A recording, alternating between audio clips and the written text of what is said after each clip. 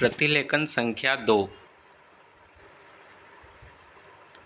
सभापति महोदय, प्रतिदिन छोटी मोटी झड़पें होती रहती हैं। हमारी फौजें बड़े उत्साह से उनके मुकाबले में खड़ी हैं।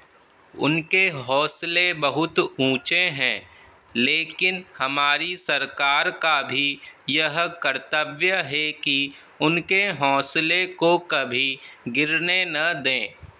उन्हें हर तरह की सुविधा प्रदान की जाए, जिससे उनका आत्मविश्वास बढ़े। मैं मंत्री महोदय से अनुरोध करूंगा कि सरकार अपनी नीतियों के प्रचार का काम ठीक प्रकार से अपनी फौजों से करे।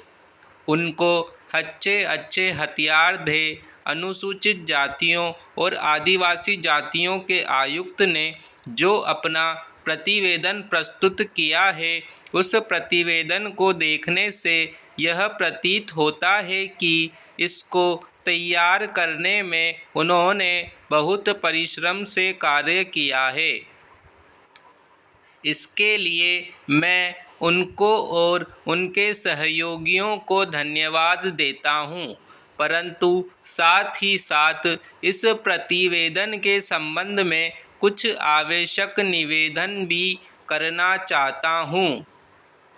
पहली बात तो यह है कि इस प्रतिवेदन को देखने से ऐसा प्रतीत होता है कि इन कार्यों के लिए जिस धन का उपयोग होता है वह 3 साधनों से उपलब्ध होता है: केंद्र सरकार द्वारा, राज्य सरकारों द्वारा और कुछ गैर सरकारी संस्थाओं द्वारा।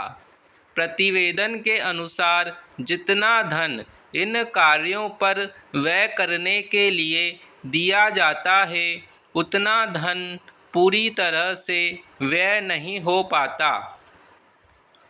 मैं यह नहीं कह सकता कि आवश्यकता से अधिक धन दिया जाता है या कार्यकर्ताओं को वह धन प्राप्त ही नहीं होता, जिसके कारण से वह बिना खर्च हुए बच जाता है। मैं तो यह चाहता हूँ कि जितना धन दिया जाता है उसका पूरा उपयोग हो और आयुक्त को यह न कहना पड़े कि इस कार्य के लिए जितने धन की आवश्यकता थी उतना धन नहीं मिल पाया और विवश होकर हमको उस कार्य को बीच में ही रोकना पड़ा। जहाँ तक राज्य सरकारों का संबंध है, बहुत सी राज्य सरकारें अभी तक इस कार्य में असावधानी से काम ले रही हैं और इस कार्य को उपेक्षा की दृष्टि से देखती हैं। आयुक्त ने इस बात की शिकायत की है कि बहुत सी राज्य सरकारों ने अनेक पत्र भेजने के बाद भी अभी तक अपनी रिपोर्ट नहीं भेजी है। मैं चाहता हूं कि सरकार इस तरफ निष्ठापूर्वक ध्यान दे। राज्य सरकारों पर दबाव डाला जाए कि वे इस दायित्व के प्रति सचेत हों और आयुक्त को उनके कार्य में पूरा सहयोग प्रदान करें।